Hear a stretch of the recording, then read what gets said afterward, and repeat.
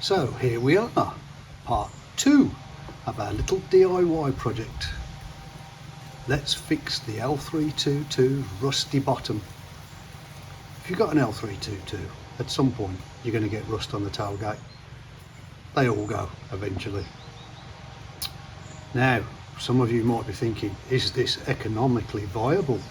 One of my favourite phrases to hear. Well, as I've got no intention of ever selling these Range Rovers, I've got two by the way, for me it is economically viable. If you want to know the true definition of not economically viable, buy yourself a second-hand EV. Wait till it needs a new battery or some bodywork repair, then you'll know what not economically viable means. Or go and buy yourself a new EV, drive it home, see how much value it's lost in the 12 miles that you've taken to get home. That's another story though. We had a few choices when our tailgate gets rusty, and they all will get rusty.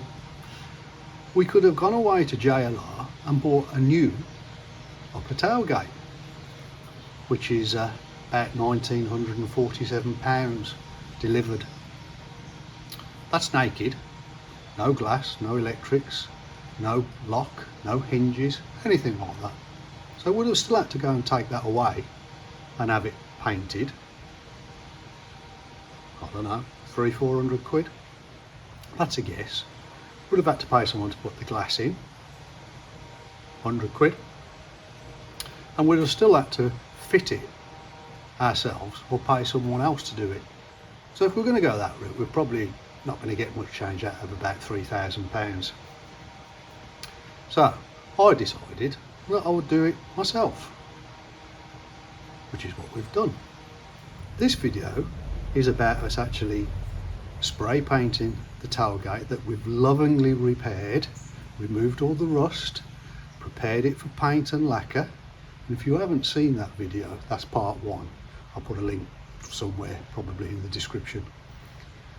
And once we've painted and lacquered it and allowed it to cure, we're going to fit it to the car and all that entails. And then we're going to cut and polish it, fit the trims and the decals, make it all look beautiful, and get a thumbs up for a project well done from she who actually drives that one. So, without further ado, let's continue. Well, we're almost ready for the primer filler stage. I think we've done a pretty good job with that hours and hours of preparation. But as part of preparing this for the primer filler, we're going to put a guide coat on, and then we're going to block sand it down and make sure that we've done as good a job as I think we have. Remembering that this is going to be a black paint job, and if there are any defects, they're going to scream out and annoy the backside off me every time I walk past the car. So we're going to make sure it's right. There's only one way to find out how good a job we've done. Let's put a guide coat on and block sand it.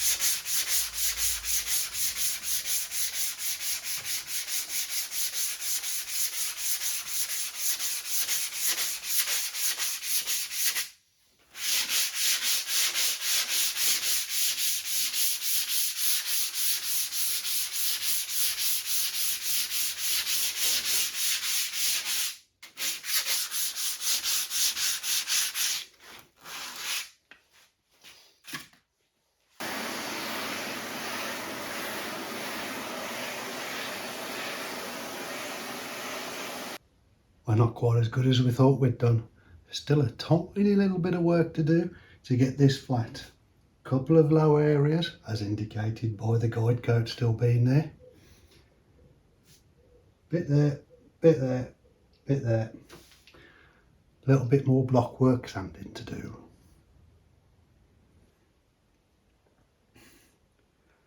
I'm happy with that. And that's all that matters. I don't think I can make it any flatter or any better.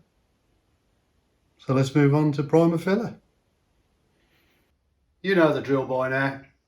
But as a reminder, we've just got to do a final prep of the surface before we crack open that primer.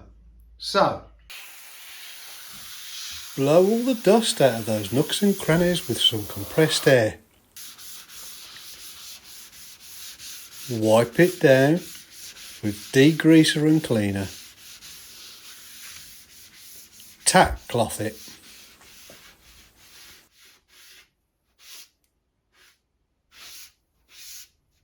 Now we get to the primer. Mask on.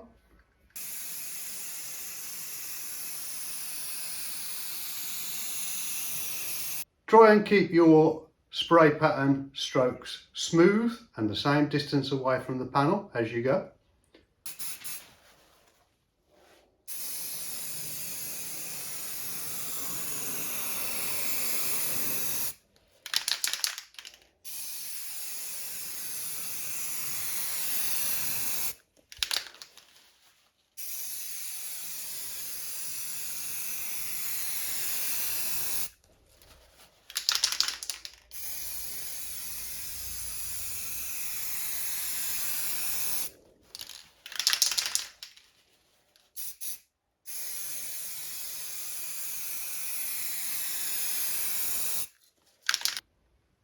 If you miss a bit, don't worry, just go back and go over it.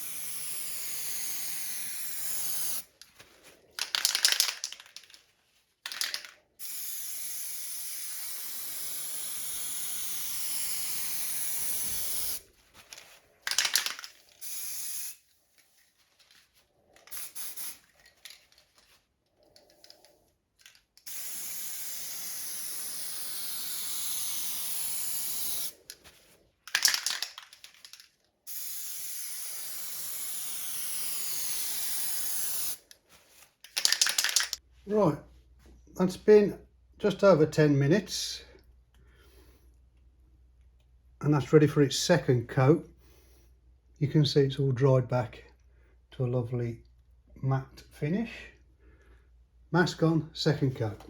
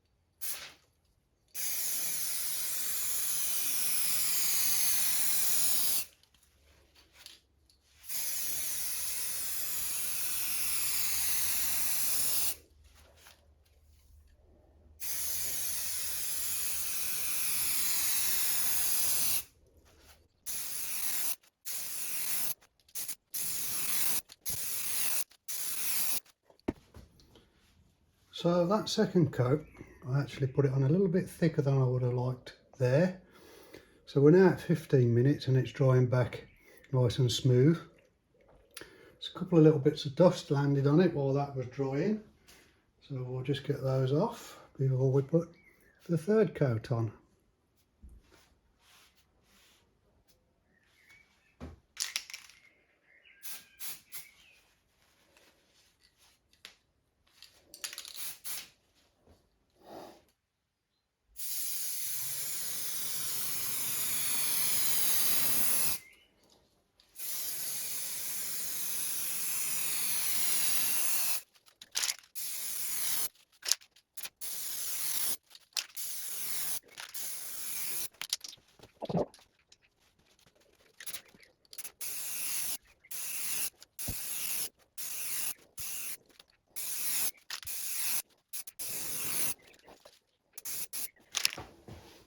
Okay, that's it.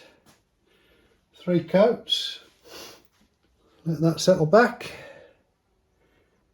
And then we've got 24 hours to wait for it to fully cure.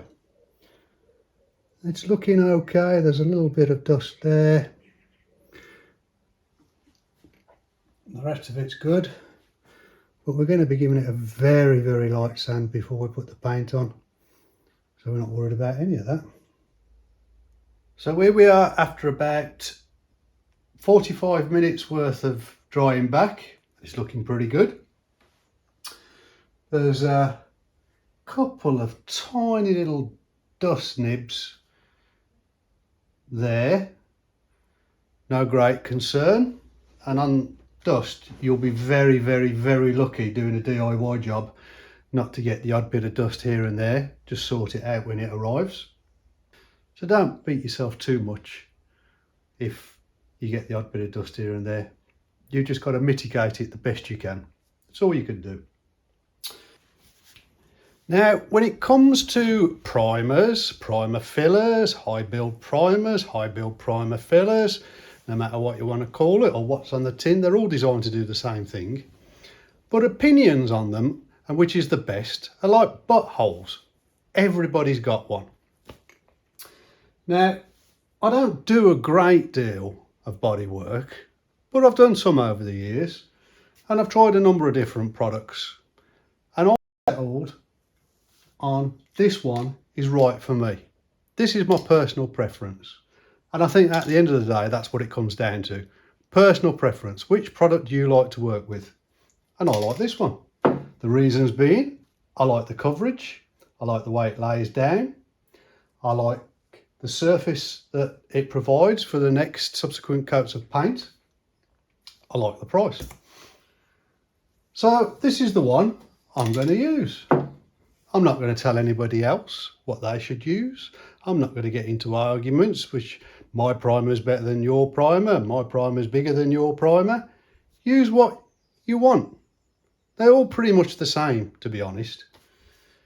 Now, when I ordered this one, I did have a little chuckle to myself at some of the reviews, including things like, rubbish, didn't take the dents out of my car. That is one hell of an expectation for a primer. Someone had ordered a grey primer and was complaining that it wasn't chrome. Chrome? What, do they not read? But my particular favourite was, can't comment on the product, can't work out how to get the cap off. Can't work out how to get the cap off. Can't work out how to get that cap off. I mean, what kind of sorcery is this? How do we get it off? There's no instructions to tell me what to do. This is impossible. Impossible, I tell you. What am I supposed to do? How does it come off? Must be something telling me what to do. No, nothing about how to take the cap off. Any ideas? I don't know.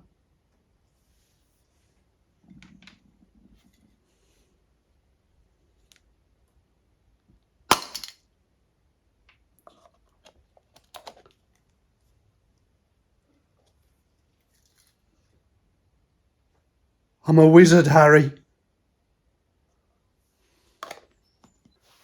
And that all goes to reconfirm my personal opinion that some people are as thick as pig muck. They shouldn't be allowed to order anything, let alone try and do any DIY, without the help of an intelligent, experienced adult supervising them. I mean, I've no idea how they managed to post a review. I've no idea how they managed to get out of bed, some of them. Anyway, if you're one of those people and you're offended, good. Anyway, we're going to leave this now another 24 hours to fully cure. Actually, it's going to be a little bit more than 24 hours because I'm a bit busy tomorrow. And then we're going to give it a very light sand, and I do mean a very light sand. And then the next time we're doing any work on this, we're going to be putting 3 coats of colour on and 2 to 3 coats of 2K clear lacquer, and that's all going to be done on the same day. And then we're almost done on that and can get to the joy of fitting it onto the car. Lovely. The instructions say, with this primer, for best results, give it a very light sand before paint. And who are we to disagree? So we are going to give it a very light sand. Now, this primer does go down well, it's a good surface, but there are a couple of little bits that we need to address before we whip out the spray aerosol and start whacking it on. Is this area here, the primer went on too thick, which is completely my fault, because at that point I got the aerosol spray too close and was passing over the panel too slowly. Hence, it went on too thick. It's not horrendous, here it is, but a very light sand will do that. And there is a little bit of a dust nib. In fact, I think it's the only one, so not too bad. And when I say light sand, it's more of a wipe than anything. We're going to use a soft pad with an 800 grit, and we're just going to simply wipe it over. It's a soft, flexible pad. If you haven't got one, just get some 800 grit round a sponge, same thing.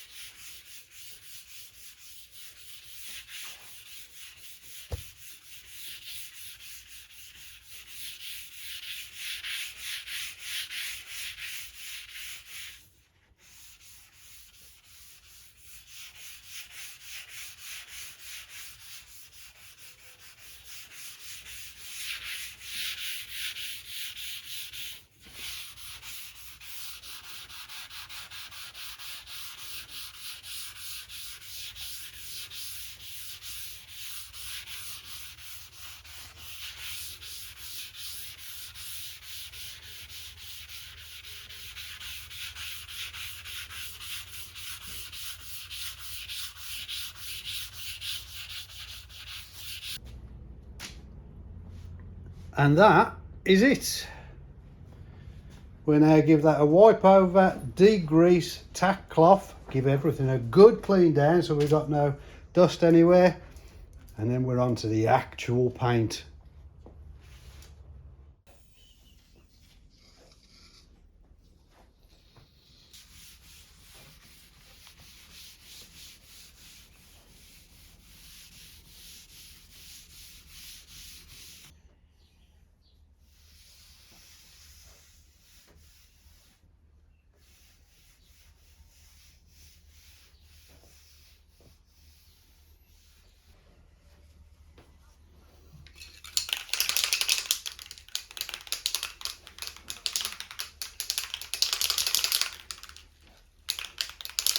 Shake, mask on, let's paint.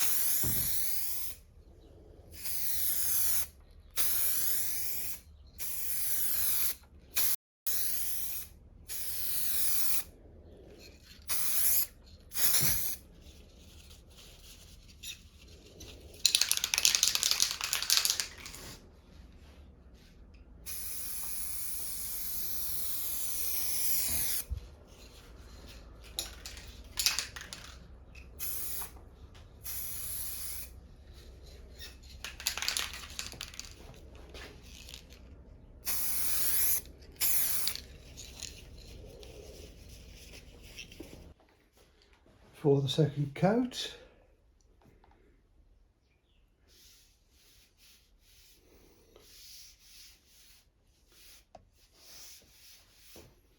Quick tack rag, make sure there's nothing there. No little invaders of dust. Okay.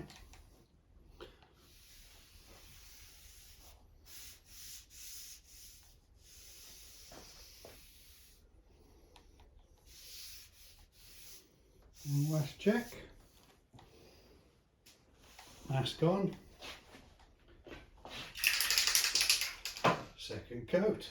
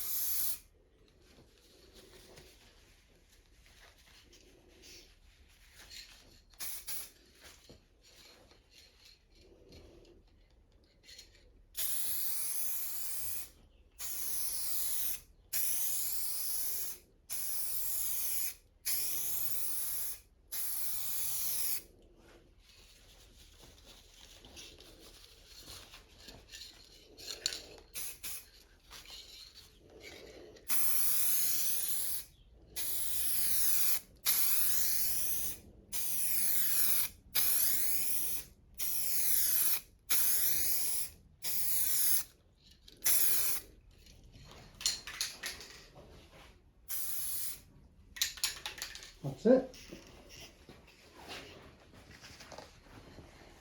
Wait for that to dry. That's at about 10 minutes and it just needs another couple of minutes to dry. Still a little bit shiny here and there. So give that a couple more minutes and then we'll go on with the third coat. Tack cloth.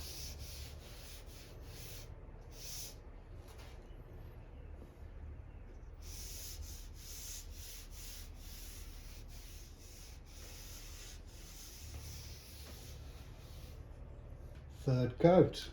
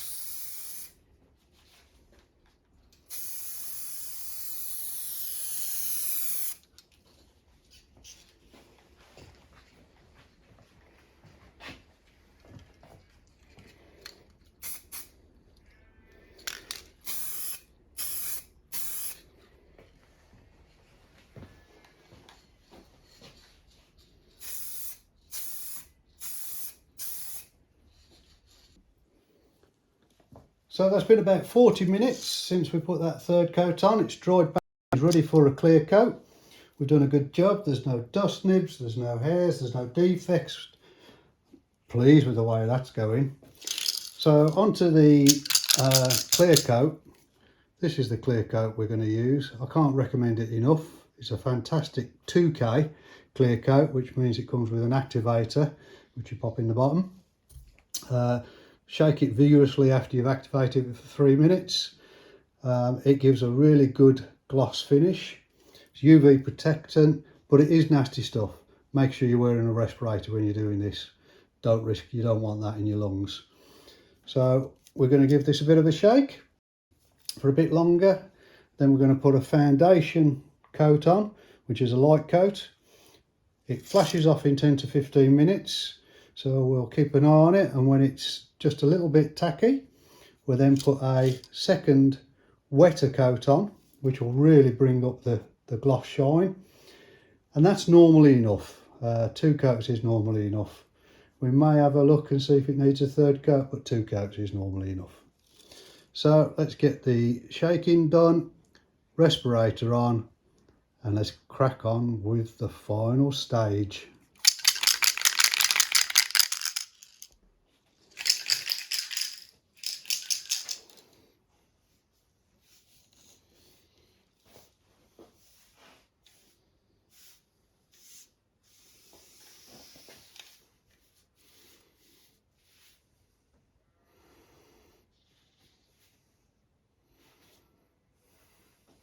Just double check over, make sure there's nothing obvious that's landed. Let's go.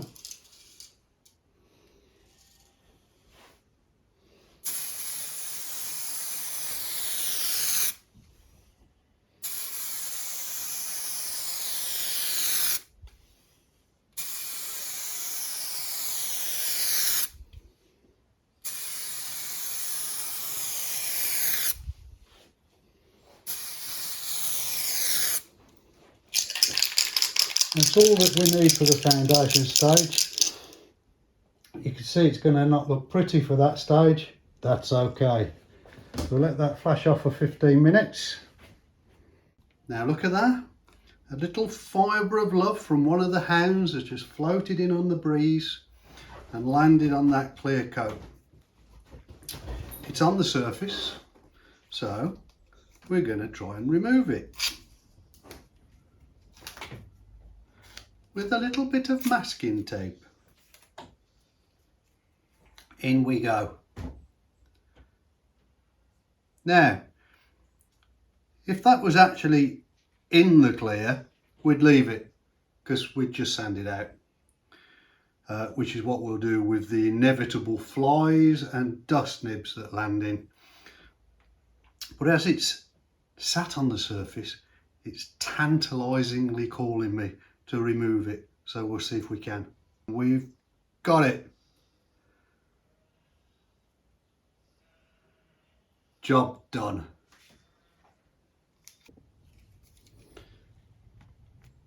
So it's been just under 15 minutes and that's perfect, ready for its second coat of clear, which we're going to put on slightly thicker and slightly wetter, full coverage. And the way we're going to do that is move over the panel a little bit slower and a tiny bit closer.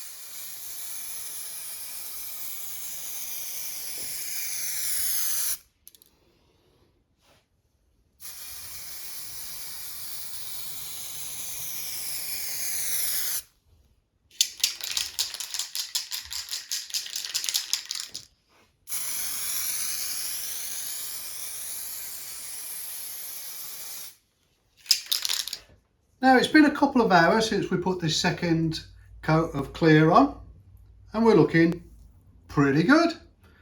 I'm happy with the way we're shaping up. Now then, I'm going to set the camera angle up to look along this panel and show you what the orange peel looks like in real life. What do I mean by real life? Well, too many times I've seen on YouTube people that profess to be experienced professional painters showing you how that they gonna spray their car. Well, when you watch them lay down the paint and the clear coat, you can clearly see there are defects and orange peel and other things. Yet when they've put the clear on, they will announce that they're going to take it outside in the sunshine to have a look how they've done. And when they get it outside, strangely enough, it looks perfect. There are no defects, it's high gloss. Well, what could be happening there? Some would say it's bullshit. The problem is, if you follow their process and use the products, you will look at the job that you've got and look at the job they've got and look at the job you've got and look at theirs, and the two will be poles apart, and you will conclude you've done something wrong when you haven't. It's just that they haven't been very truthful. So this is actually what we've got. Now, when it comes to orange peel and an aerosol 2K spray can, you're going to get it. I know I've tried all kinds of things to eliminate it. You can't. It's just a fact of life. If you're painting your car with a spray can, you're going to get orange peel. But it's not a problem. In about 7 days, which is how long this 2K clear coat really takes to fully harden and cure, by which time this will be back on the car, we're simply going to wet sand the panel, cut and polish. The orange peel will be gone, as will the little fly and the dust nibs. Job done. So for now, we're going to leave this about 24 hours, which will give this clear coat enough time to harden off sufficiently to enable me to turn this over and repeat the process on the other side. I'm happy. I'm always happy though. There's a reason for that. Not sure what, but there is. Anyway, crack on. I forgot to say, once you've activated this, you've got about 48 hours to use it before it goes off. Mind you, if you put it in the fridge, you can probably get a week out of it. I've used about half a can to do this side, so the other half of the can will be perfect for the rear of the tailgate.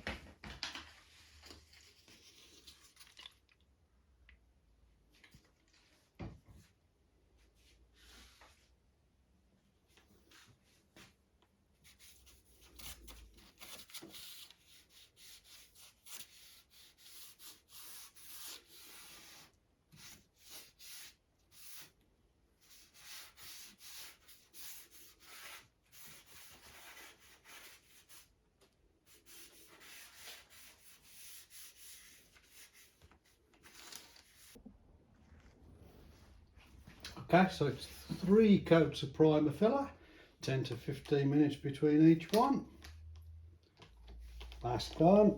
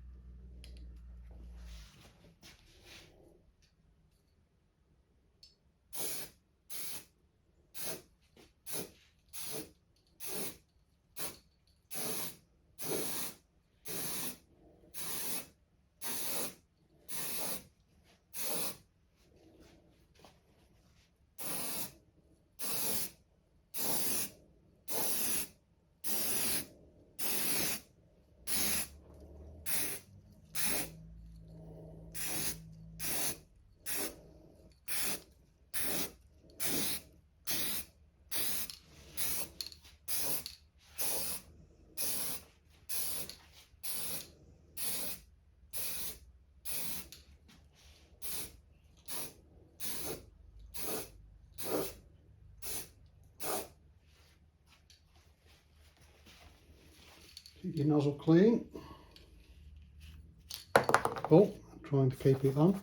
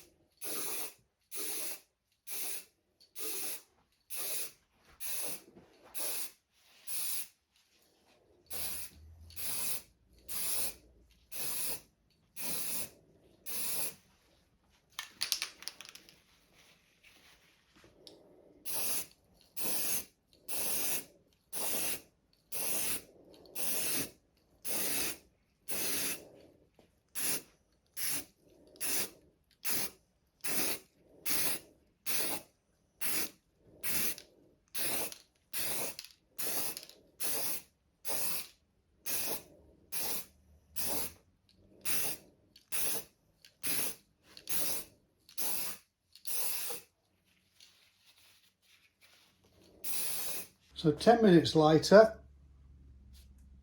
and we're ready for the next coat. The ambient temperature is about 21 degrees centigrade here today, and that's ready for its second coat. Make sure we've got a little bit of tissue to keep the nozzle clean.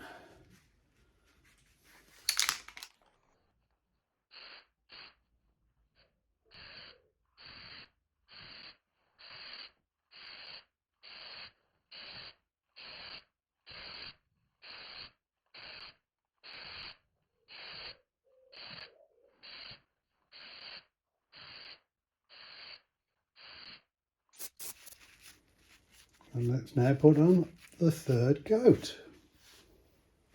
Mask on, last shake.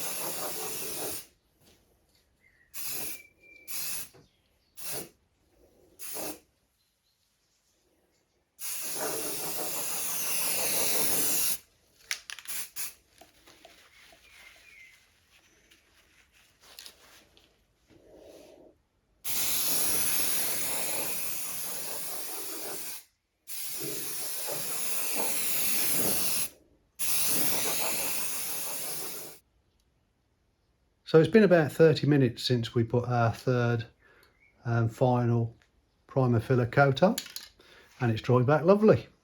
They make 4 colours of this, incidentally. There's the black that I'm using, white, grey, and a lovely yellow. So you can pick the colour primer that you want to use. So just a waiting game, 24 hours, and we'll come back and carry on. Lovely. Okay, it's been 24 hours since we did the other side of the tailgate. Let's get 3 coats of base on the rear of the tailgate.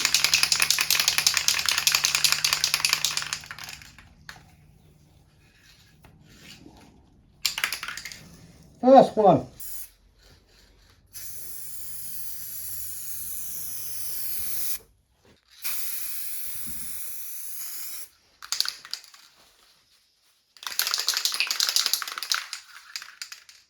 And don't forget, after the first 2 coats of base, cloth it off lightly. So it's been about 30 minutes since the third coat of base went on. It's ready for the clear. 2 coats of clear. First coat, foundation coat, light coat. Let it flash off. 15 minutes or so later, and we'll be giving it a second coat, and then just maybe we've finished painting the tailgate.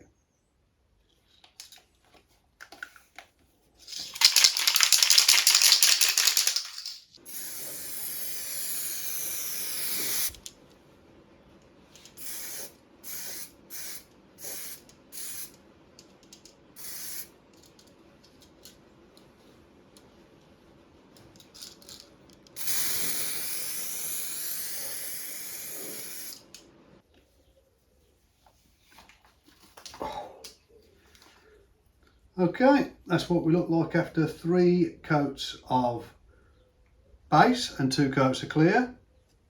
As before, we're going to leave that for 24 hours to harden off before we faff about with it anymore. Although there's not a lot of faffing left to do.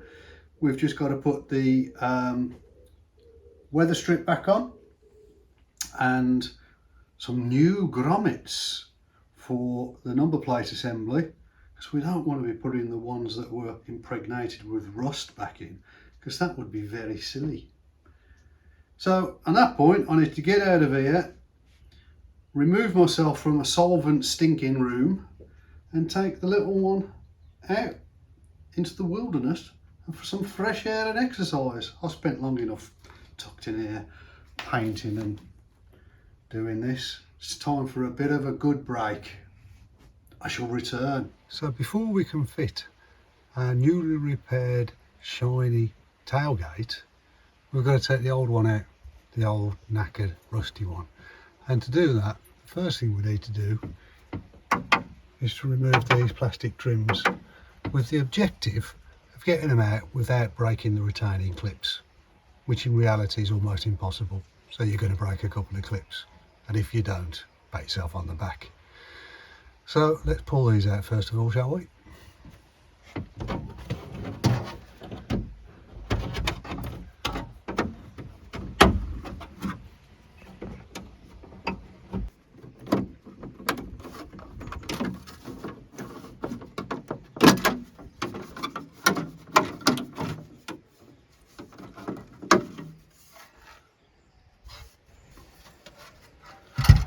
Semi-result. Only broke one. I'll take it.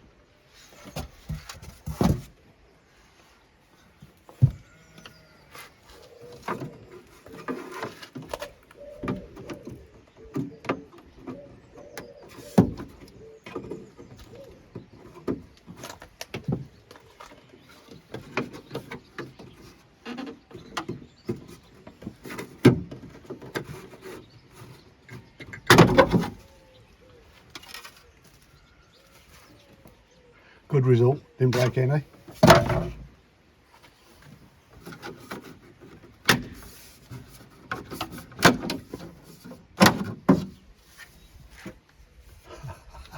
Another good result.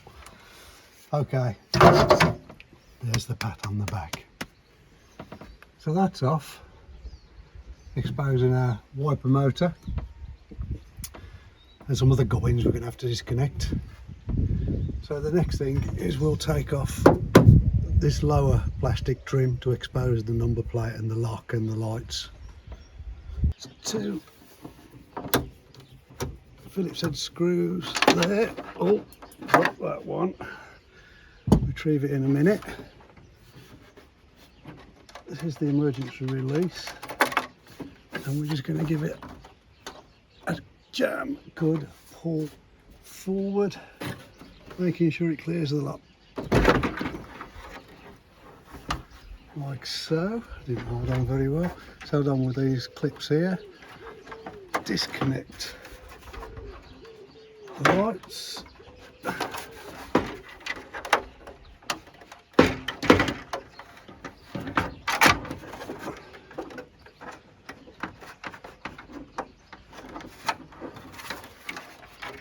Eventually.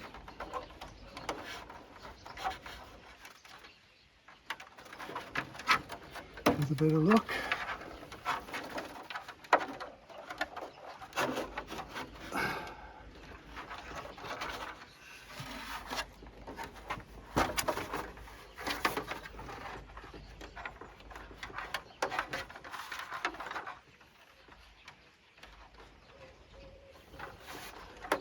I don't want to come out with it. There we go. And there's that one off. Took these out of the way for a minute.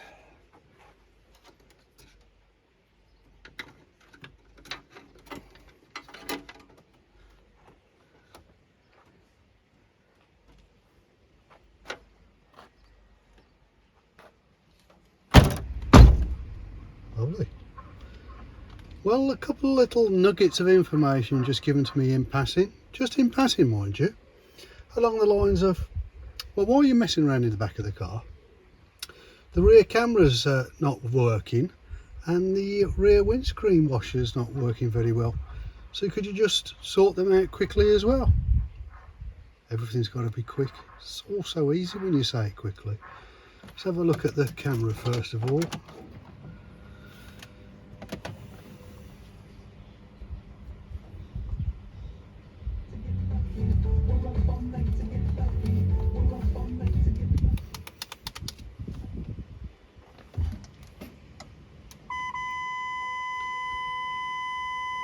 Well, the parking sensors works, but indeed we have a blank screen, well, a black screen. Well, while I'm in there messing about, I might as well have a look at that as well, hadn't I? It's a lovely key. So now time to take off the upper brake light and spoiler.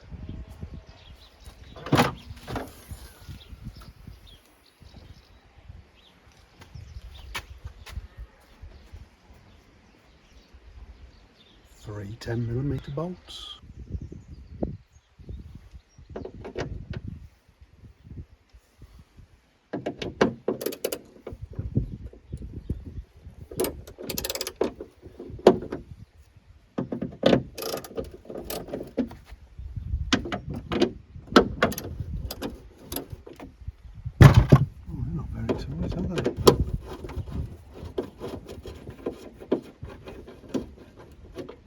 One,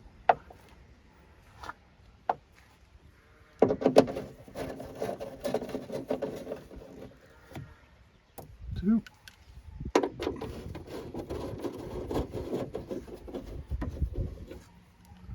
three. Dinky little things.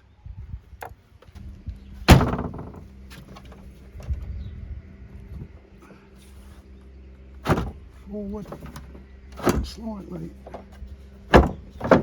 tilt it up, and we're going to loosen this grommet off.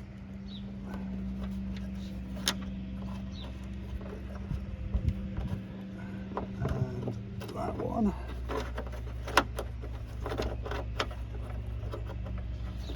And we've got a little bit more disconnecting to do. There we go. And there we go. And up and off.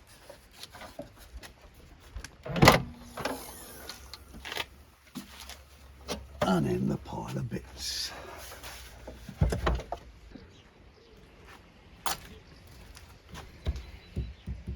Next, the wiper's got to come off.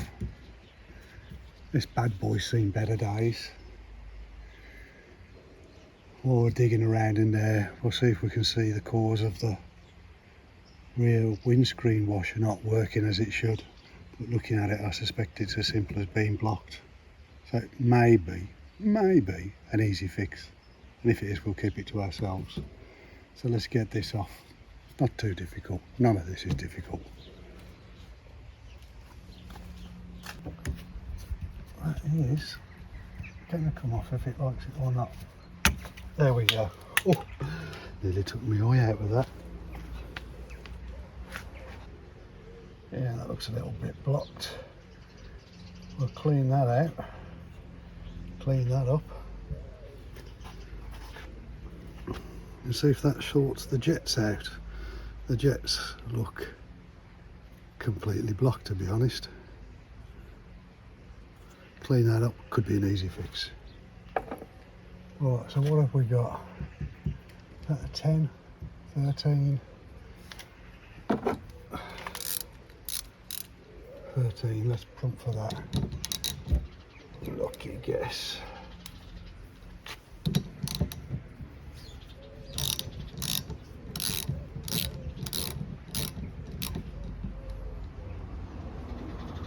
$13mm bolt and a washer. Put them somewhere safely.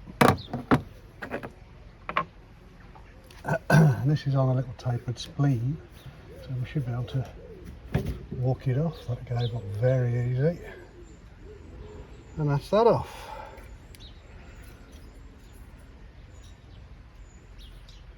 Right, needs a new blade for starters.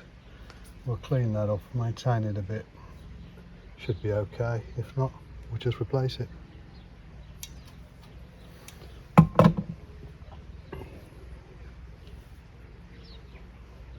Okay, now inside.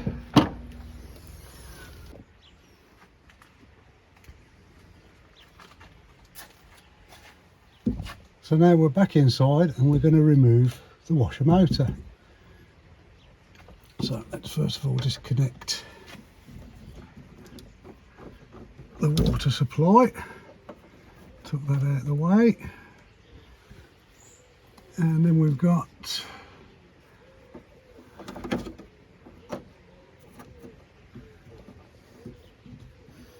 one, two, three Torx, T25s or T30s. T30s.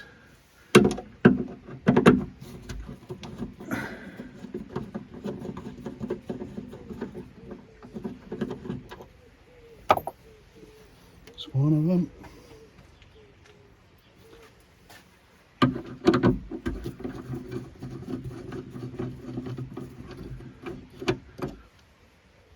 Two.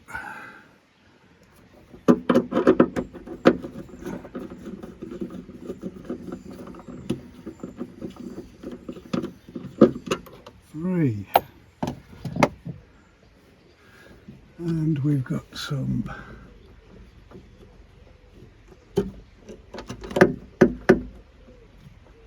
power to it. So just now pull straight through. And clear. Okay. And now we just need to disconnect the power cables. That's a squeeze. And that is also a squeeze. And that's the motor out. I've been looking forward to this next part. This is the really good fun part. We've now got to take this wiring loom, unclip it, disconnect it where appropriate, and it runs all the way along the lower tailgate until it arrives in this corner. And then it sits in a very tight channel all the way along this pillar before taking a nice tight 90-degree bend, also in a very tight channel, before disappearing through this rubber boot and under the headlining. Now, to make things even more fun for us, as if there weren't enough fun already, this loom is held on with clips in this pillar. There's one just there, which you can just about see. There's one about there, and in there there's some binding and another clip. And while those clips are intact, holding on to that wiring loom for grim life, it's not going anywhere. What are we going to do? Well, I've seen various techniques for doing this, none of which we're going to use, but they included things such as drilling through this pillar and knocking the clips out with a screwdriver, which seems a bit drastic to me. So first of all, let's give ourselves a little bit of slack in this corner. Undo that. Undo that clip. Undo the heating element.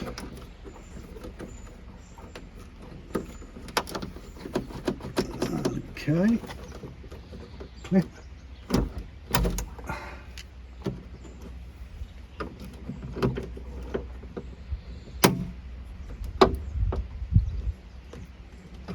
And that one's loose.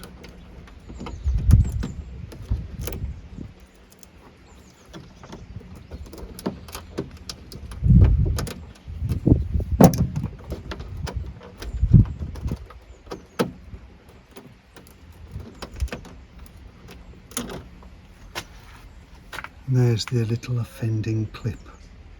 So we're going to get that one out now. So now you can see we've got a little bit of movement, and you can see the wiring loom in that corner moving, and it's been held on somewhere about here. So let's pop the camera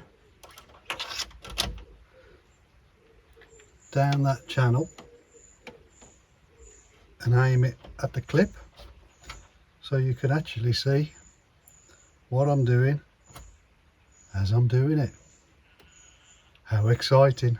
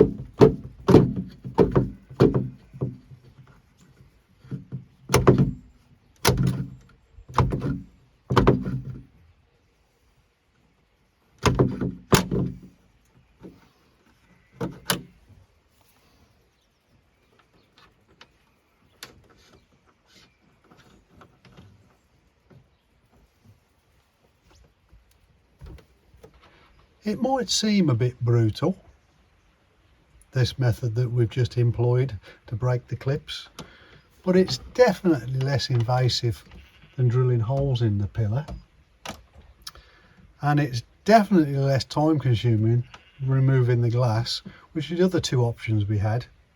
But you do have to be a bit careful when you're using a blade anywhere near your wiring loom.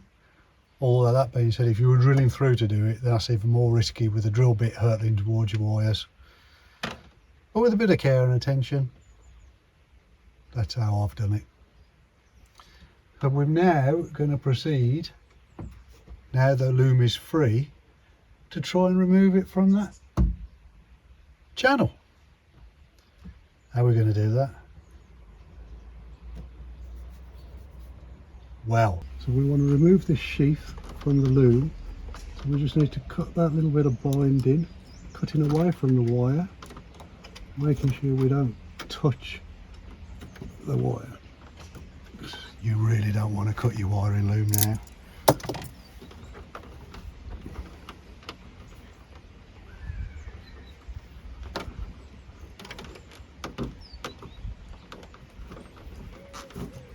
And now we can slide that back and remove it. The sheath, that is.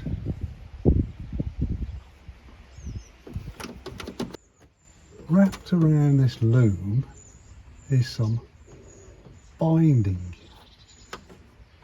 and if we can get that out a couple of wires at a time, like so,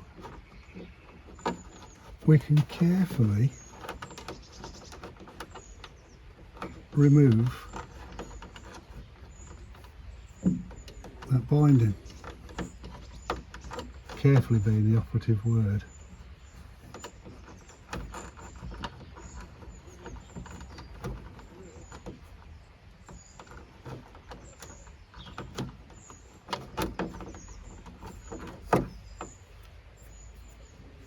And we're going to unravel that as we go.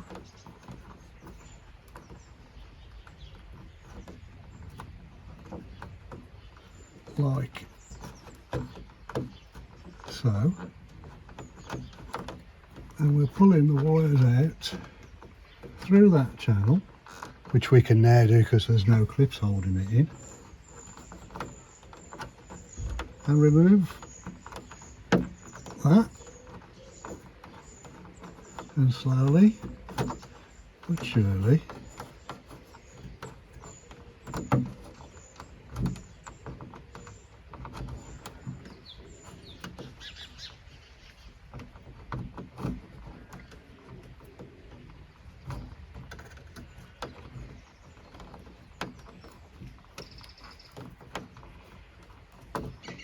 unravel it.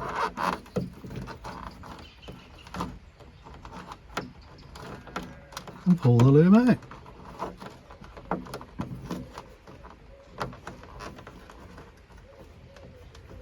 And go all the way until we get to there.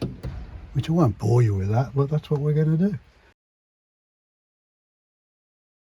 I'm getting a little bit weary and a little bit annoyed. I'm still happy, but a little bit annoyed. The reason being is this little section here. So this loom comes in through this boot, into a sheath, up through there, and then disappears through a very tight hole and sits behind this panel. And the Land Rover engineers, in their wisdom, have decided that behind there is a long clip, and that clip is bound with binding to the loom. Now I'm sure they had a very good reason for doing that, although I can't think what it is. And until we've removed that binding by whichever method we can, we're not able to pull this entire loom through. So it's got to come off. It's fiddly, and as I say, it's annoying, but we'll do it. Let me show you. So it comes in and then goes up through that hole there, and then sits behind that channel, and the black binding, you can see, binds it to a very interesting clip. When I say a clip, it's not like the clips that are in here. It's more of a bracket, an immovable bracket. Let's get on with it, shall we? We're going to need these, and anything else that we can get our hands on. I'm just got to pick this binding out. Come on, let's have you.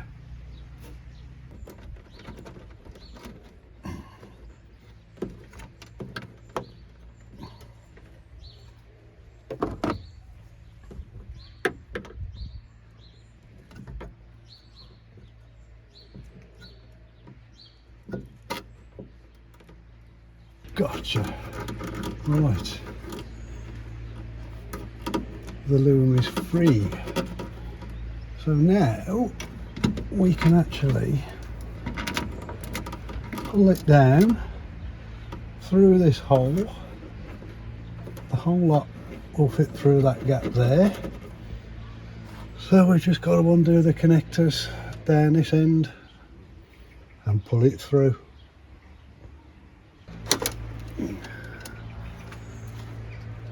Clip.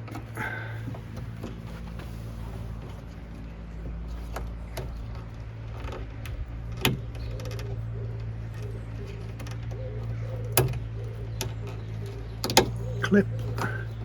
Clip.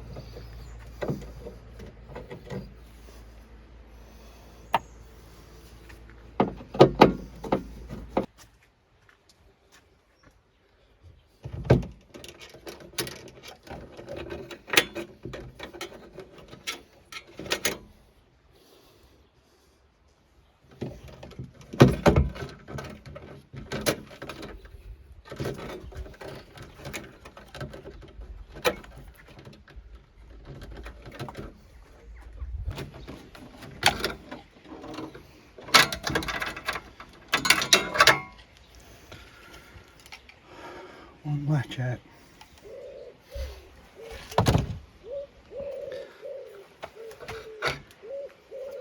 One loom is free. So after plenty of huffing and puffing and the odd curse, we can now pull the loom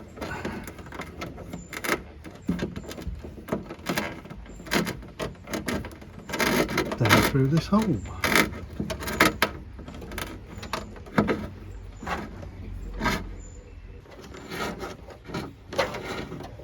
Being careful not to scrape the wires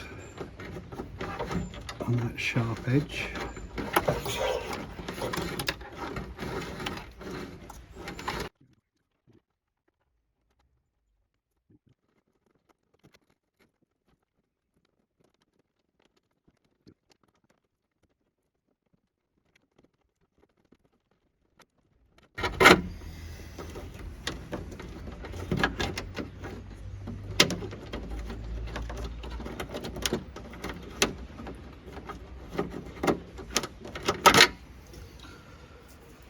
Aha! So that's one half done. That was the difficult half done. That's over. Now we've got to do the easy side, which is this side. This one's pretty easy. Unplug that connector there, slide it through that clip there, and we're free. If only everything was that easy. Moving this side is considerably easier. We're just going to unplug that, unclip that,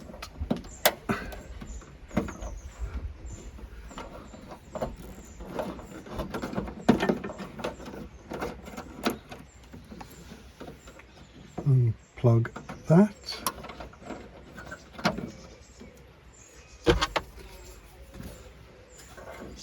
pop the boot down, that's already down, and that is ready to pull through. All that's now required to remove this tailgate is to undo the earth ground cables, which are bolted on both sides, then remove the bolts for the brackets both sides, in fact loosen them off first, and take off these tailgate gas struts which have had it, we should probably replace. In fact, we will replace. And that should all be pretty simple. Bit of luck.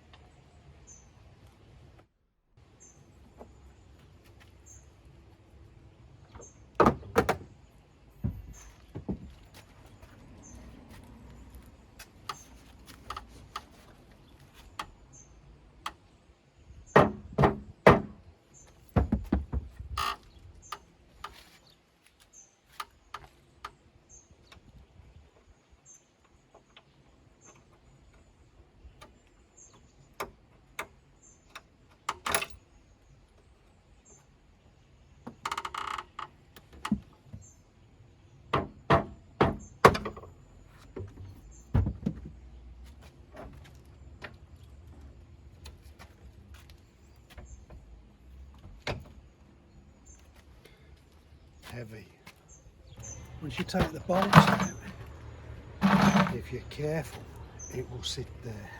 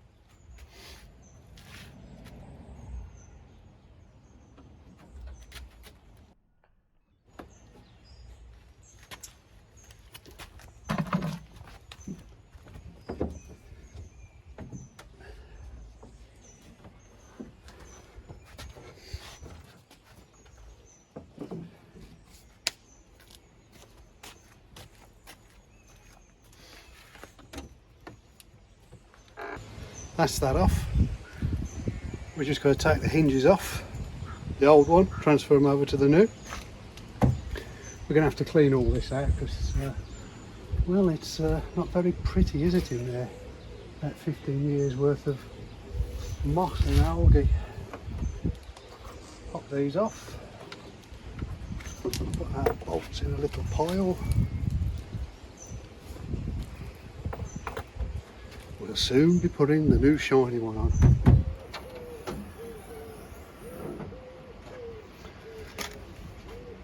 That's the new tailgate on. Now, as I'm flying solo, I've had to struggle on and install this by myself. What a trooper I am. But to be honest, if you had a pair of hands to help you, it would make life a little bit easier.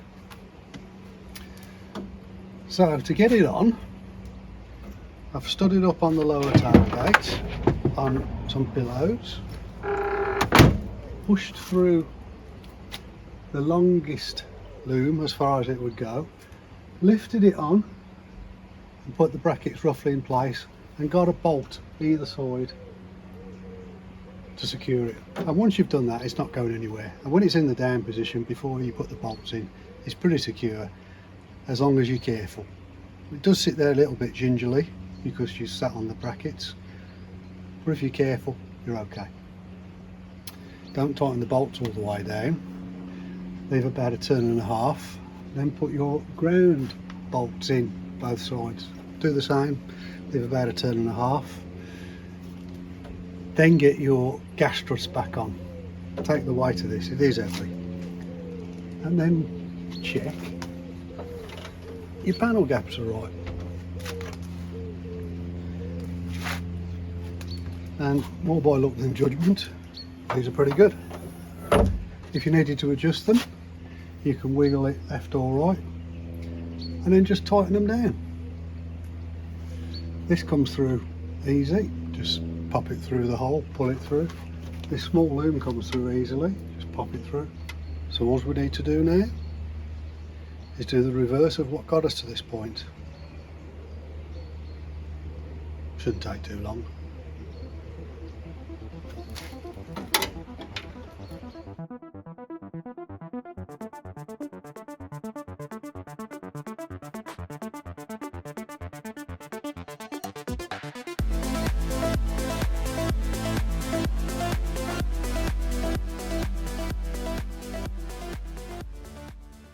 Before we reinstall our number plate light assembly, If, like this one, it's covered in rust, which it likely will be, and your self-tappers were also covered in rust and a nightmare to get out, which they probably were, and the grommets are impregnated with rust, which they also probably were, replace the self-tappers, replace the grommets and clean this up.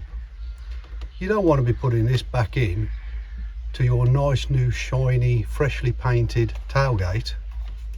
The area is prone to rusting anyway, which is why it all looks like this. It's a bit of a water trap. So clean it all up and then reinstall it. Your tailgate will thank you for it.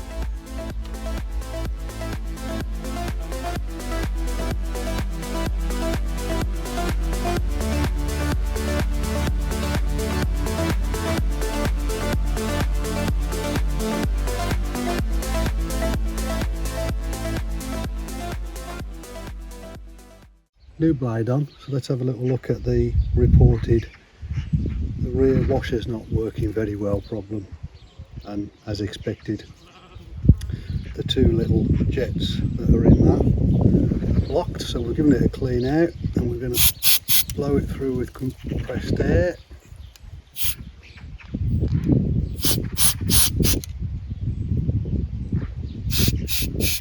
I can feel that is clear. Hopefully that's that problem done. So we just need to pop that back on now.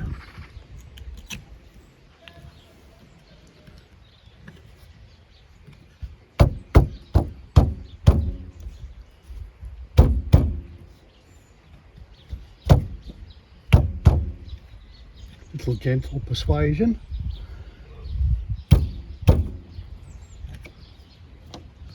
Okay. Grommets are back in,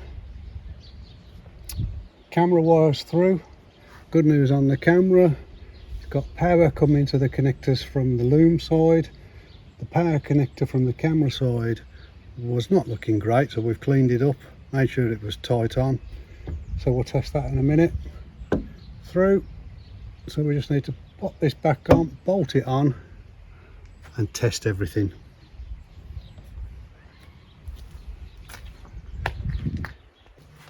Well, the light's working is a good sign, and let's just make sure. Oh, it sounds good. Yeah, lock's working.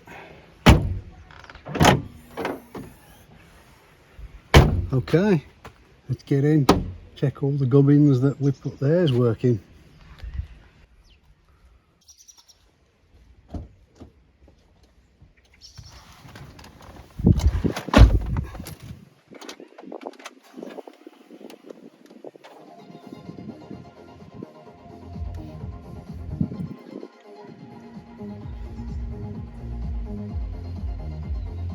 Oh, I was doing something, wasn't I? Right, let's have a look.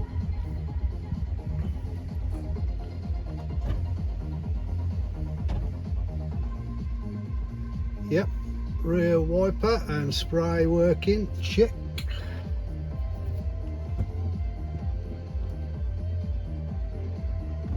Brake appears to be working, no errors. Right, let's have a little look.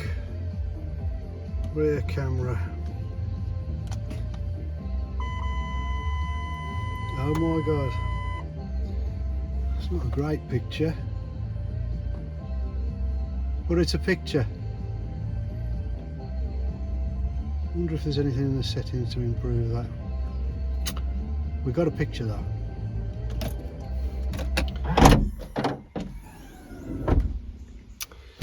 Good news! The tailgate has been fully reinstalled. All the trims are on, sides, top, the electrics are working, everything's as it should be. We've still got a little bit to do because we've still got some orange peel, a couple of dust nibs and a little fly that's been waiting patiently to be removed. So today we'll be wet sanding, compounding or cutting depending on your terminology, and polishing. Then that just leaves us to put the Range Rover decals back on and we can declare that project done. I'm guessing there's going to be other things for me to do, but at least this one will be done.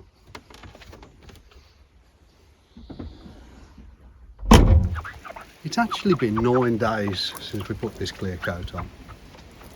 And the first thing we want to do, as it's been sat outside, is to give it a clean over. We don't want any chunky bits sat there that we're going to rub in with our wet sandpaper, scratching our beautiful tailgate. So clean it off. Now when it comes to how long to leave a clear coat before you wet sand it, there are varying opinions, as there are with everything. And I can only tell you from my experience. And in my experience, 24 hours, which is I often see quoted, it will be too soft. So I like to leave it at least 7 days. Make sure it's nice and cured and hard before we start wet sanding away. Now we've got that cleaned up, let's go and get our wet sandpaper. Wet sanding time. So I've had in my bucket of water my wet and dry sandpaper soaking for about an hour, so it's good and saturated. You can see the orange peel. It's not horrendous, but it's there. And I'm going to go straight in with a 1500 wet and dry paper. Now if it was worse, I'd start at maybe 1000, but I'm going to go in with 1500 on a soft pad. And the important thing is, make sure you keep it wet, either with a spray bottle, or in my case, I'm using a hose. The only thing you've got to watch out for is when you get to the edges, it's easy to sand through and burn through to the paint, and in the worst case scenario, down to the primer. So just take care on the edges.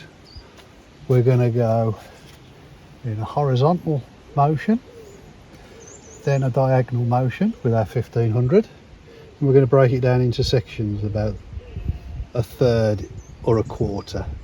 What's that? That's about a third. And have a look how we're doing. Keep it wet. Firm pressure, not too hard. Taking care when you get to the edges.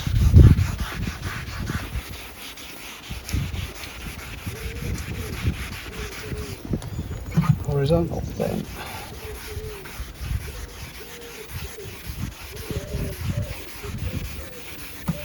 Diagonal.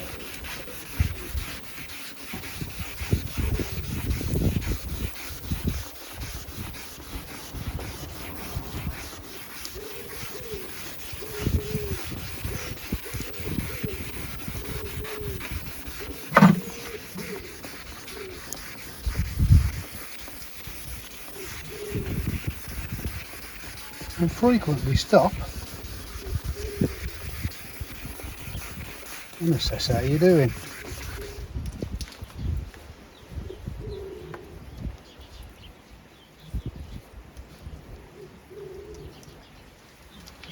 And how we're looking.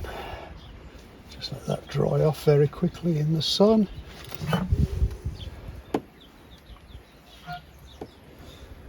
And what have we got? So as it dries, you can see the little shiny patches are where we still need to flatten it down.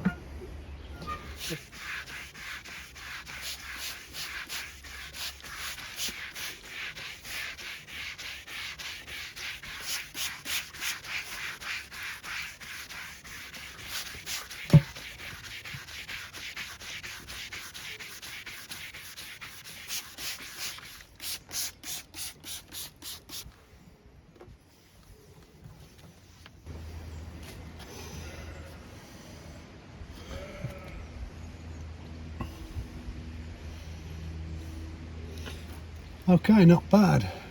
Some more up there that needs flattening down. A little bit there, a little bit here. You can still see our fly just about there. pretty good. Let's rectify that bit.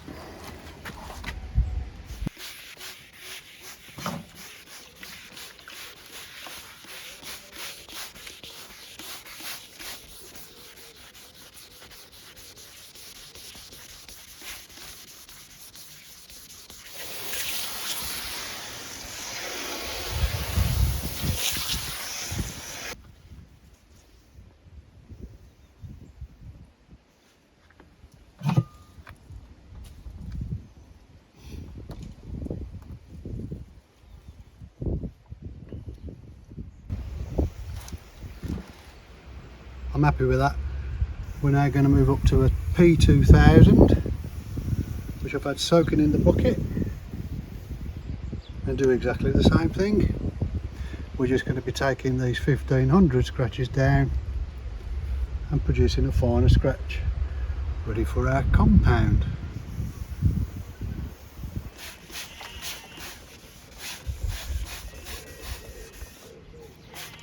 And work our way along.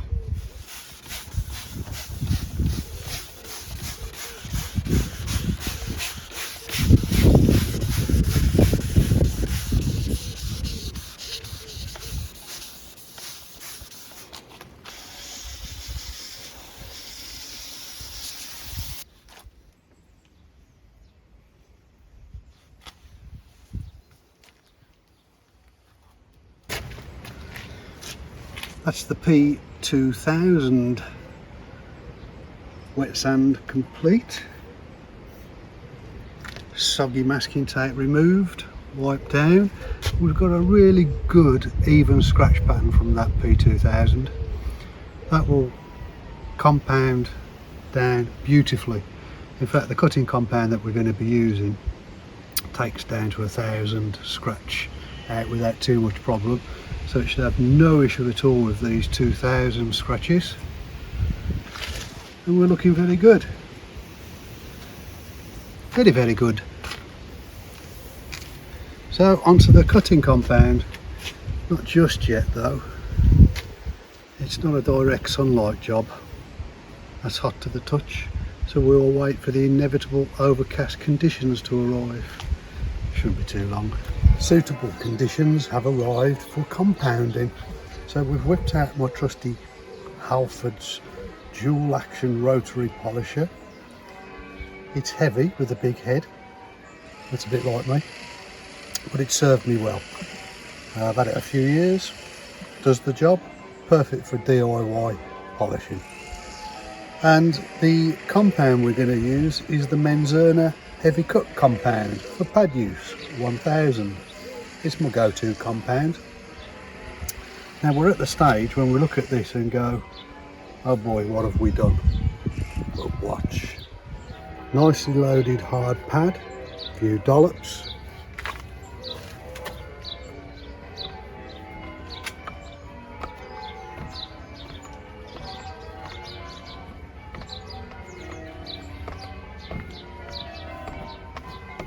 We're actually going to come over to this as well, which will be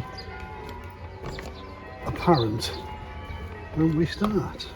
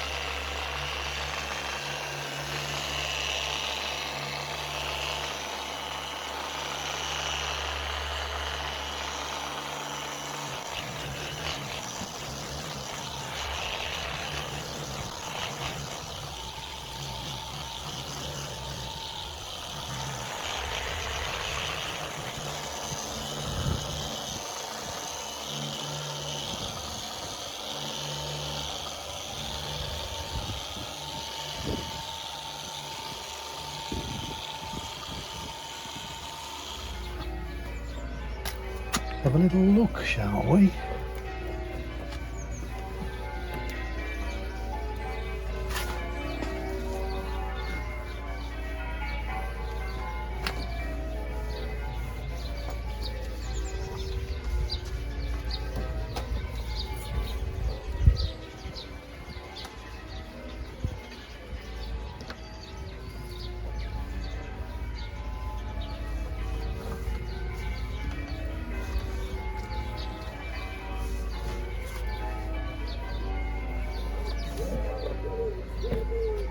That's not bad for a first pass.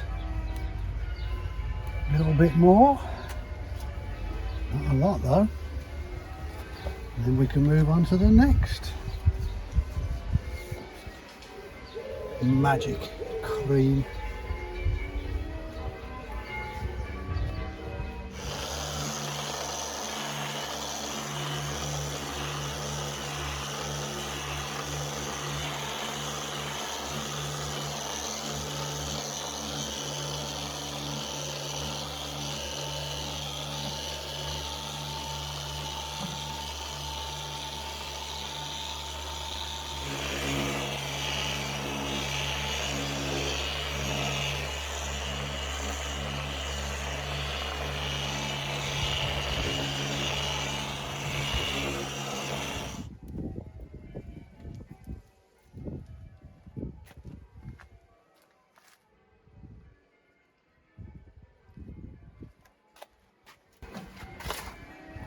Good. Let's move on to the next stage, which is more polishing. Yeah, that looks good.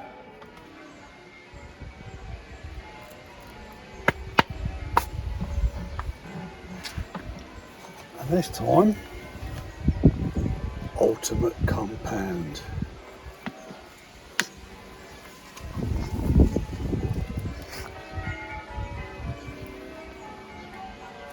Load the pad. Messy job. Love it.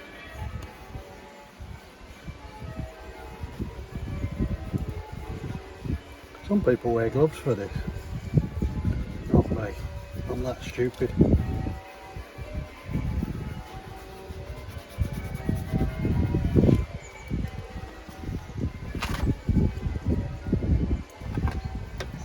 Couple more dollops.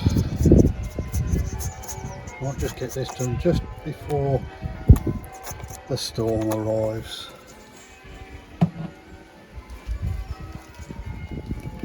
Okay, dab away.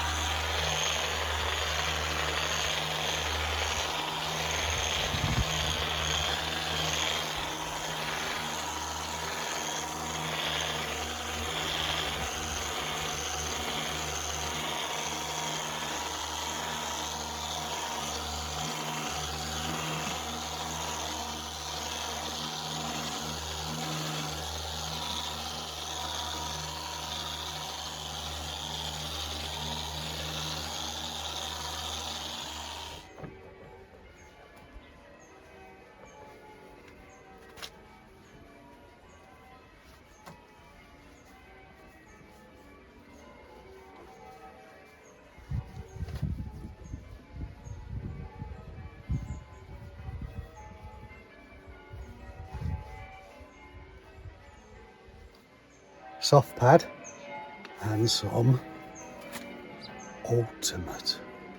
ultimate, say it again, ultimate polish. Is there anything better than ultimate? No, must be good.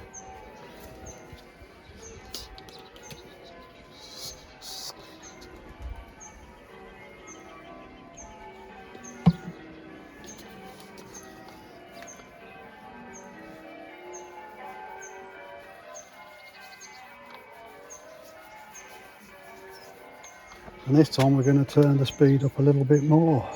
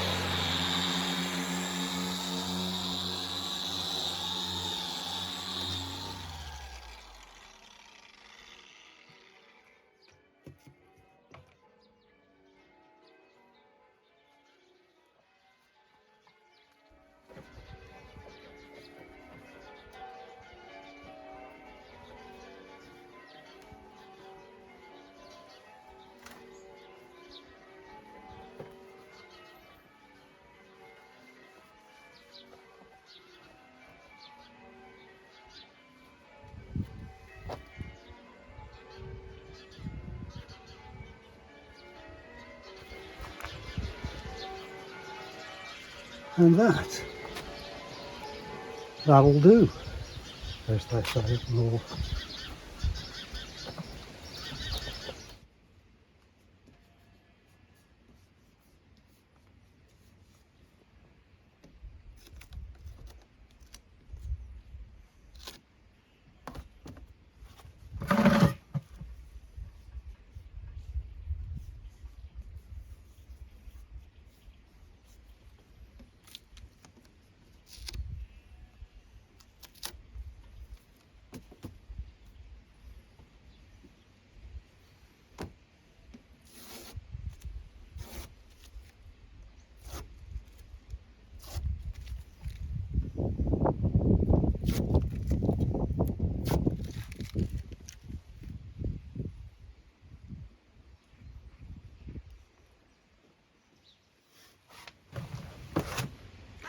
And with that, I declare this job done. Not too bad if I say so myself.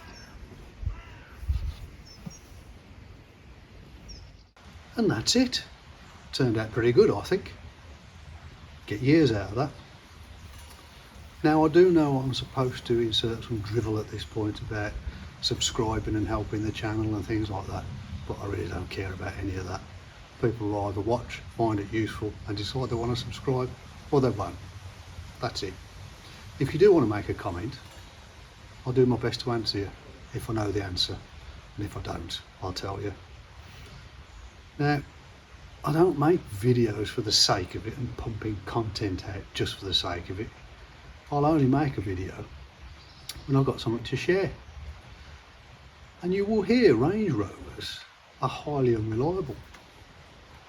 My experience is the reverse of that. I've owned these two Range Rovers for 17 years next month, from new. I haven't posted anything for about a year because neither of them have had a problem for a year.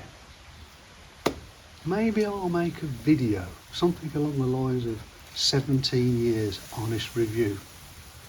I know these cars intimately, so that might mean I've got something valid to say. Anyway, till the next one, take care.